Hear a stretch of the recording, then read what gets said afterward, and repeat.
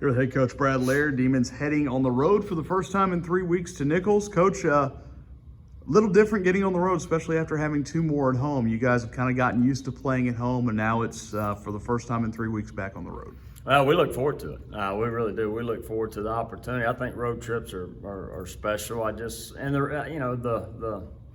Being with guys. You leave here Friday.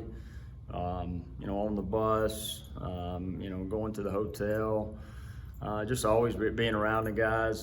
There's always special moments that I think come about from road trips. And we look forward to getting on the bus Friday, and especially with the early kick on Saturday. So, for us, our mental clock will have to change a little bit, understanding, what time we'll be playing on Saturday. And how do you go about that? I mean, we talked to David Fitzwater. He mentioned, for the first half of the year, everything's at night. Suddenly the McNeese game is during the day. It was a little change for them. And do you kind of take lessons from that in terms of getting up even earlier on Saturday to play at Nicholls? Well, you will. I mean, a couple things. One is, with, the things that have happened down south, just trying to get a hotel.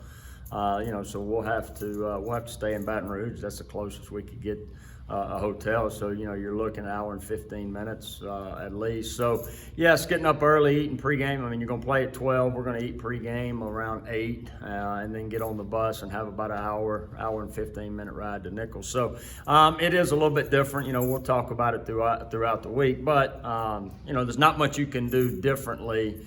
In order to get ready for a game. You just understand that pregame meal is going to be at different times. The meetings will change a little bit as far as what you normally do for a night game.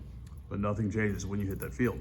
No, I mean, it's, the opportunity, again, in the conference to be able to go out there and compete. And, for us, we can't get on the field quick enough. And within this conference, week in and week out, the opportunity is going to be there, and it's going to be no different this week. You guys, I mean, you had some moments there Saturday. The final score won't reflect it, but you were up early and thought offense came out with maybe a little bit new purpose, and something you guys always strive for is balance. You threw for 206, you ran for 207. You stayed balanced. You had big plays in both the passing and running game, which has at times kind of been lopsided this year. Yeah, I mean, I thought early on in all three phases, offensively, the second drive, able to go down and score. We talked about wanting to start fast, and we were able to do that. They answered the next drive to tie it 7-7, but and then we, were able to drive again offensively. Got in the red zone, had it 3rd and 1 at the 9, and weren't able to convert, and then went for it on 4th down, and that was kind of the thing going in. We knew we had to be a little bit more aggressive in the red zone as far as trying to get 7 instead of 3, and it didn't work out then. But I thought early on in all three phases that our guys really did a good job, and forcing them to punt 2 out of the first 3 drives, was kind of in that start fast mentality. Speaking of punting, Scotty Robble had arguably his best game, period. Freshman All-American in the spring, but 4 punts, averaged 51.5 yards. Had a really big punt that pinned them at the 4-yard line and really had you in position to maybe go into halftime with some momentum. So good to see him answer the bell and answer what you challenged him to do.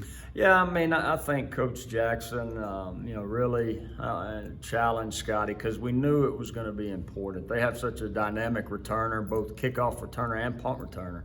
And I thought we did a great job in both of those areas this week. But and it all starts with the punt with our coverage. And Scotty, man, did a great job putting the ball where he needed to be, getting good height on it, and allowing our coverage to be able to get down the field. And those guys tend to get overlooked too, but L.C. Greenwood, a very nice play. There's that 50-50 ball. It's heading toward the end zone. You'd probably like to get it at the 1, but you got to also be careful not to let it get in the end zone for a touchback.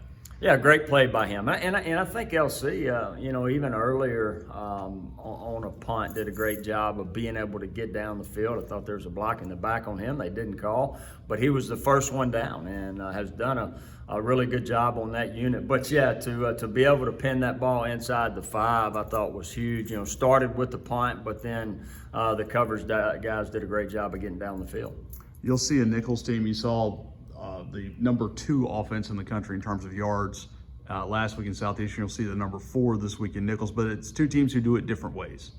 Yeah, I mean, you look at Nicholls, it starts with the quarterback, what he can do, both throwing and running the football. They've been very dynamic on the ground and been able to run the football, good offensive line, good running backs.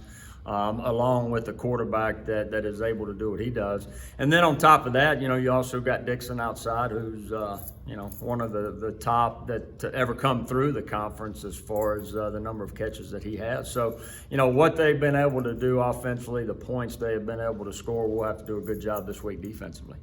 A couple of weeks ago, you got Nate Nanai back from an injury that cost him most of the non-conference season. But let's go back a couple of years with Nate. It's been about 2 years. He started a really unique relationship with a young man from Leesville who just lost his father. How has that kind of shaped him in those years? I mean, obviously 2 years ago when y'all had him out for practice was an emotional moment, tremendous day. It looks like they've I thought I saw him there against McNeese. Yeah. Pretty neat story that continues to grow 2 years later.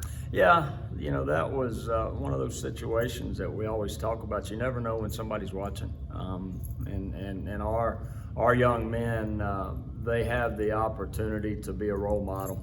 And they never know when that opportunity is going to come. And this was just a situation that happened, during the game. And then that relationship got closer and closer after the game to the point where we had him and his family out for practice. And I think that started this young man. He loves football, but he's grown to love Northwestern State football because of one simple thing that we say is simple as far as Nate communicating with that young man has turned him into a love for Northwestern State football.